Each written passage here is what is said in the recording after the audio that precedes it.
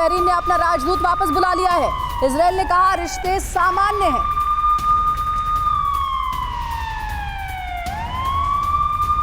और देखिए 28 दिन हो गए युद्ध को। 28 दिन के बाद क्या हालात है ये आप देखिए। 28 दिन की जंग के बाद एटमी जंग का खतरा मंडरा रहा है। दबाव लगातार इजरायल पर बढ़ता जा रहा है। हमास की नहीं, हिजबुल्लाह और हूती विद्रोहियों ने अब मोर्चा खोल रखा है।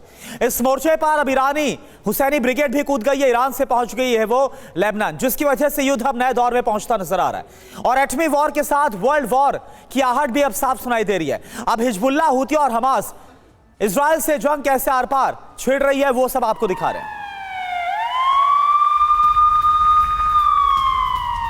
और एक बड़ी खबर आपको दे दें, हिजबुल्लाह को ईरान की बड़ी सैन्य मदद। ईरान ने सबसे शक्तिशाली यूनिट को लेबनान भेज दिया है। इमाम हुसैन डिवीजन को सीरिया से लेबनान भेजा गया और हिजबुल्लाह के बड़े ऐलान से पहले यह फैसला लिया गया। इजरायल पर है बड़े हमले की तैयारी। तो इमाम हुसैन डिवीजन ईरान की फोर्स की स्पेशल यूनिट है, जिसकी हर एक डिटेल हमारे पास है। आइए आपको समझाते हैं कैसे ये फोर्स अमेरिका के लिए भी सिर दर्द बनी हुई है। ये ईरान की सबसे पावरफुल यूनिट है, इसके बारे में कहा जाता है। और साल 2016 में करुणा इसका गठन किया गया था। बिल्कुल अंजलि, और इसके बारे में खबर क्या है? कासिम सुलेमानी ने इमाम हुसैन डिवीजन को खुद बनाया था। मिडिल ईस्ट के हजारों लड़ाकों से बनाई गई है यह डिवीजन। मिसाइल पावर से लैस है और मजबूत क्षमताओं वाली यूनिट है। सीरिया में अमेरिकी सेना के लिए सबसे बड़ा ये सिरदर्द बनी हुई है। साथ ही अक्टूबर 2021 में अल तनफ में अमेरिकी बेस पर भी इस यूनिट ने हमला किया था। जनवरी 2019 में मिसाइल से अमेरिकी बेस पर हमले को इसने अंजाम दिया। और जून 2019 में रॉकेट और अगस्त 2019 में ड्रोन से भी अटैक किया गया था। तो परमाणु युद्ध क्या कराएगी ईरान की एक घातक फोर्स, क्योंकि इसका अगर बैकग्राउंड आप देखते हैं, इसकी हिस्ट्री देखते हैं, तो ये अमेरिका के लिए भी बड़ा सिरदर्द एक समय में बना था। और एक और बड़ी खबर आ रही है, सीरिया से होकर लेबनान पहुंची है ईरानी फोर्स को आदेश का इंतजार है। लेबनान से इजरायल पर हमला होगा। ईरानी फोर्स को आदेश का इंतजार है। ये बड़ी खबर आपको दे दे, लेबनान से इजरायल पर करेगा बड़ा हमला। तो देखिए अब लेबनान की सीमा पर जो तनाव था वो अब तनाव बहुत ज्यादा बढ़ गया है। सीरिया से लेबनान पहुंच गई ईरानी फोर्स। और अब हम आपको ग्राफिक्स के जरिए समझाएंगे कि ईरान की एक खतरनाक फोर्स कितनी घातक है, इसका गठन कब और कैसे हुआ और काम कैसे करती है। देखिए ईरानी फोर्स की एक डिवीजन है ये, और ईरान इराक युद्ध के बीच बनी है इमाम हुसैन ब्रिगेड।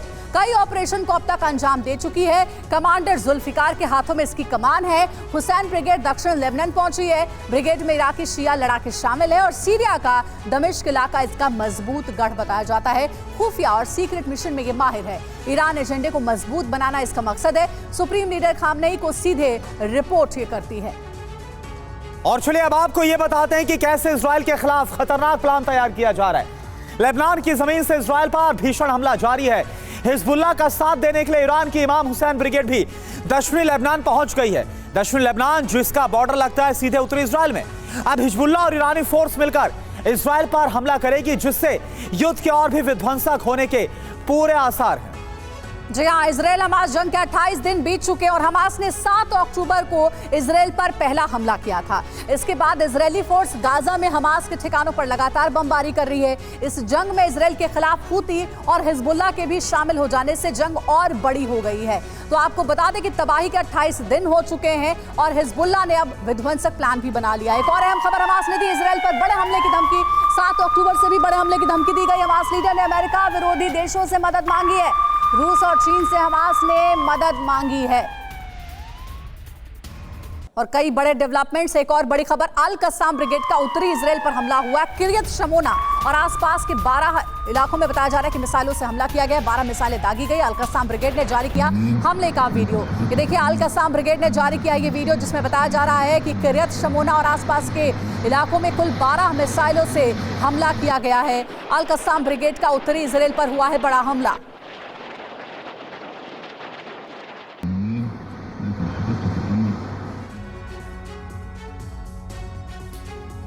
और चलिए अब आपको ग्राफिक्स के जरिए बताते हैं कि अल कस्साम आईसिस से भी किस तरह से बहुत ज्यादा खतरनाक है। बिल्कुल कम नहीं, उससे आईसिस से कम खतरनाक नहीं है अल कस्साम ब्रिगेड, जो इसके बारे में जानकारी है इतनी खूंखार है।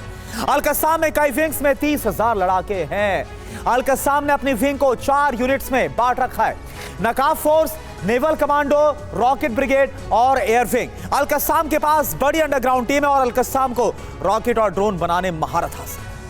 जी और एक और अहम खबर, अल कस्साम के पास हथियारों की बड़ी रेंज बताई जाती है। ग्राफिक्स के जरिए आपको समझाते हैं कि अल कस्साम की असली पावर आखिर है क्या।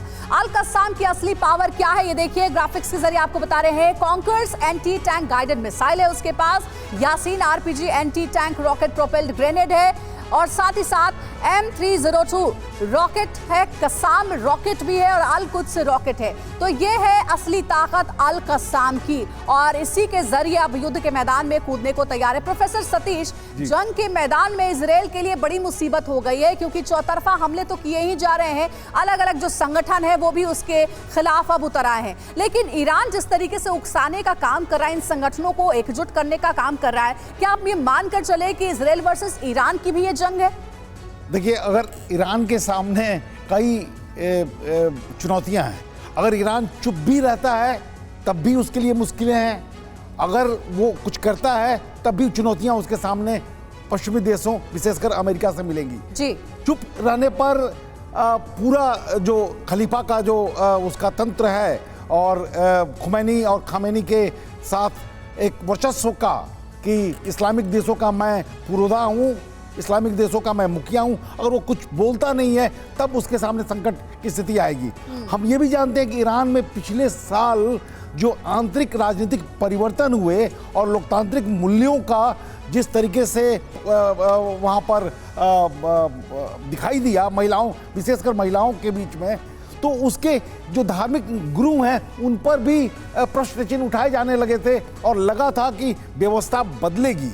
लेकिन इस युद्ध ने कट्टरता को मौका दिया है और फिर से धार्मिक और जिहादी मूल्यों को स्थापित करने का एक अवसर दिया है। बिल्कुल सर, ये पूरी लड़ाई जमीन और मजहब की है जिसमें कई बेकसूर लोगों की जानें गई हैं। लौटेंगे सर आपके पास। एक और अहम खबर, हमास पर आखिरी प्रहार के लिए तैयारी हो चुकी है। इजराइल ने की गाजा शहर की घेराबंदी, हमास के खिलाफ पूरी ताकत से आगे बढ़ रहे हैं, टारगेट पर भीषण प्रहार के लिए भी तैयार है। देखिए, इजराइल ये कह रहा है कि हमारी तैयारी पुख्ता है हमास के खात्मे के लिए, क्योंकि अब गाजा पट्टी की घेराबंदी कर ली गई है।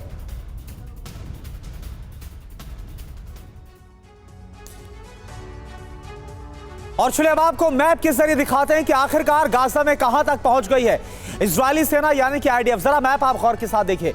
इजरायली सेना के सामने तमाम मुश्किलें, बावजूद इसके वो गाजा के अंदर ग्राउंड ऑपरेशन को लगातार बढ़ा रही है। आईडीएफ ने गाजा को चारों तरफ से घेर लिया है। ग्राफिक्स के जरिए आप जरा समझिए, आप देखिए जो गाजा बीच है यानी गाजा का वो हिस्सा जो कि भूमध्य सागर के साथ लगता है, वहां पर 5 किलोमीटर तक जो आईडीएफ है वो मौजूद है। इसके अलावा 2 किलोमीटर तक का भी जो इलाका है वो उत्तरी गाजा में घेर रखा। और साथ साथ अगर गाजा और इजराइल के साथ जो सीमा है उसकी बात की जाए तो वहां पर 3 किलोमीटर का जो इलाका है, यानी कि 5 किलोमीटर, 2 किलोमीटर और 3 किलोमीटर का जो इलाका है, ये जो है वो इजराइल डिफेंस फोर्स ने घेर रखा है। तो इजराइल ने पूरी तैयारी कर ली है। जवाबी तैयारी क्या है वो आपको बताते हैं। हिजबुल्लाह से बड़े हमले की आशंका के बीच आईडीएफ की जवाबी हमले की तैयारी। लेबनान बॉर्डर के पास इजराइल ने अपनी सैन्य तैनाती भी बढ़ा दी है।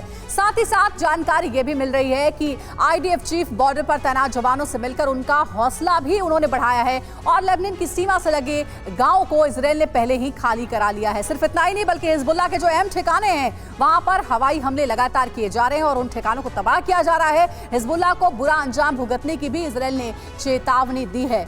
तो इस जंग में जैसा कि हमने देखा है कि हमास के साथ साथ हिजबुल्लाह भी हमले इजराइल पर कर रहा है, इसलिए इजराइल ने अब हिजबुल्लाह को भी चेतावनी दी है, उसके ठिकानों को भी ढेर किया जा रहा है।